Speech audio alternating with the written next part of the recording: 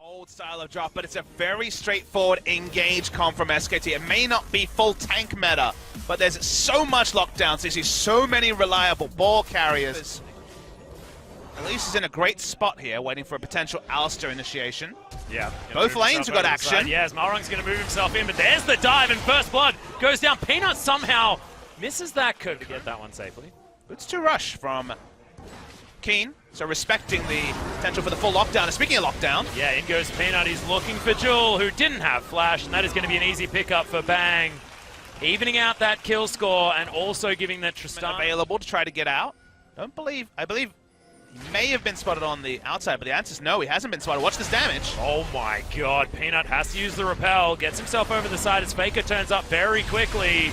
Gets himself out of the way. There's the flash from Ella, though, looking for it. Stun goes down, but Malrung had already disengaged. 2-man shockwave, but Scepted was able to get that kill, and Ella is able to get out with the Fate's call. Oh no, a little bit unfortunate as SKT have got themselves round the side, and now the slow kitties make their way forward, and Malrung, the one caught out. Man behind enemy lines is Scepted as he does make it at least further away. There's a bit of a seesaw both ways. At the start, like, everybody's going to clean up, and by the end, you thought it would be SKT. Ends up shooting both. Here's Malrung again. Yep, there's the stun. Oh my god. No shockwave allowed to come out because he was just dead. Teleport from Maokai. Okay, trying to exploit the difference in top laners. Yep, Fate's Call does come in. He's just going to try and get Ella out of the way. He's just going to look to stop this Maokai from getting anything done. Good dodge of the Cocoon, but he has to use the heal. Flash is being held on to. Actually, no, didn't have it up. Unfortunately, not quite there, and it didn't even matter because Faker was able to get there and stop that one, but Cocoon, though, unfortunately, that timing was extraordinarily close. Oh, shockwave, so close. Thankfully, the ultimate was there from Malrung to give him that slight extra boost of speed. Keen? He wasn't keen for that one. This gets taken down, but SKT, they do clean up, but there was a lot of mess being created. Okay, Faker going toe-to-toe, and that's going to be an easy one. The health bar was not there for Malrung. He didn't have any vision, so jump versus the tank. Ever8 have kindly given us a look in on exactly what this matchup looks like. Scepted's off the map, and Untara's been caught by players like this before. Trying to catch Untara. Oh my goodness, Scepted gonna be able to get the stun there as they're looking for the dive. Really good twisted advance, but it should be another auto attack. Leap Strike is going to do it. Bang wants the kill, and he gets it as well. Feel like it could have been Keen trying to deny it onto Faker. An opportunity as Kane just happily takes this one down. Had the teleport available as well, so that's going to be the Baron started for SKT, but Ever8 have a way to collapse. Just not quite doing it just yet, and the Baron should just fall down to SKT. Easy pickings. There's the Fate's Call just to get Ella out to safety. Scepted has the Banshee's Veil, so he's not going to get rooted down. And they still have this turret. That's going to be the Callista turned on immediately as Keen has to flash his way out. There's the Shockwave, not doing enough work. Double flash from Ever8 to get out of it. They're chasing though, Bang. Yeah, the flash from Bang. Ella's just going to get taken down, ignoring the turrets. You're not a tank in the tank meta, Bang. Wolf going to head his way in there as well, so it's going to be the last inhibitor falling down. SKT just looking like a brick wall that Ever8 cannot get over.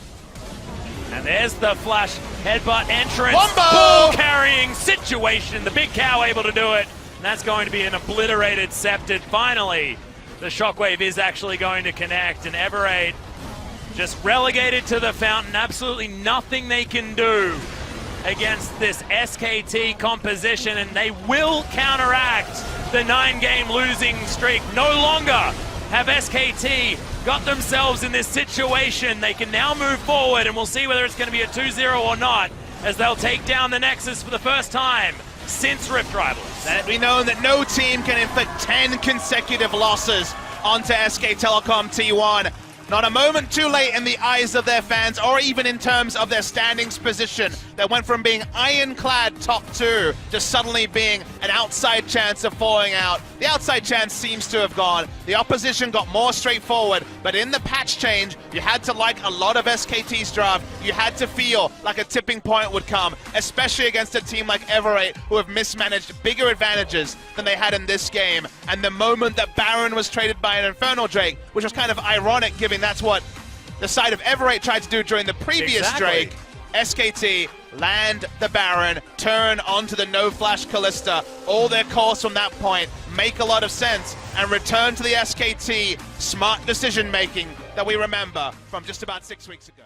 Once and picked up the victory on that champion as well. Hasn't died yet on Lucian so far in the summer season. We'll see whether that's going to continue this game around, but my god, SKT... and Ella can't realistically take down an Alistair with everything available. Yep, first back comes in for Bang as there's the equalizer actually landing really nicely under both Scepted and Malrung. There's the culling, that'll do it. Outside of vision, but who cares? Faker grabs first blood. By an Elise, so it's been kind of the worst case scenario for Malrung, who just chased out the jungle by Faker.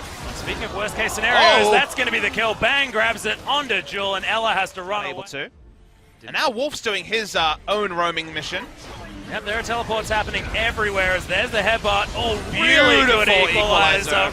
Pulverize comes in as well just to keep them on that red carpet. Turret falls mid lane, but the story is that Wolf is going to fall down actually, and Ever8 winners looking to try and turn this one around. They lose the Callista, but that's a 2-for-1 trade. But the turret did fall. Now Peanut getting... It's just a single game against Ever8 where they've really looked like their old standards, so we're not willing to completely write off the past. SKT want to write off the Baron, and they're doing it damn fast. Yeah, that's a lot of damage. Okay, Ella is going to get a Winter's Bite in there and says, yep, they've done the Baron. As he flashes to the right. That was actually really clever, making sure. Big CS leads. Every lane for SKT. They're getting access to CS, being denied to turrets. Okay, emergency engage. Yeah, he's going to cancel the rocket jump there as well, as in goes Ella, but unable to follow it up with much at all. Wolf going to flash. Unbreakable will wear off. Here's Maokai. Yeah, not quite going to be able to get in there as now Wolf just going to re-engage, wants to find the stuns as Jewel pulls out the sticks, and that is going to be the victory on Tara. But with 4 match wins, difficult to get there. Remember that 4th or 5th place, which is where SKT is likely to finish, would be the wildcard as bot lane. Yeah, can't actually rocket jump out as Bang takes an ultimate, but not even half of his health bar has been removed. Ella sets up the door slightly awkwardly as Malrung jumps his way in, but look at the damage burst. Has to flash his way out on Tara. No, not enough Ren stacks in there at all, and thankfully for Ever8, no one's died just yet, but Faker! there it goes. Faker flashing forward, picks up the Callista team as Ella, okay, looking for it. Oh god, the door, is it enough? Doesn't even look like it is Keen. He's going to take a whole bunch of his health bar, and Faker, just a one-man wrecking crew, happily underneath the turret, tanking it up himself. The last inhibitor will fall down. And remember, there are super creeps now crashing towards one Nexus turret. Ever8's going to have some sort of hella heroic performance here, but Wolf is going to deny it. Equalizer's fantastic as King gets his way in. The kiddies are trying to do the work that they can, but it just doesn't seem like enough as Keen's going to go down first. Faker now pushing forward. Good stuns out actually, but Bang, he does a lot of work. Faker will fall in the end, but look, even the creeps are not enough for Ever8 to deal with.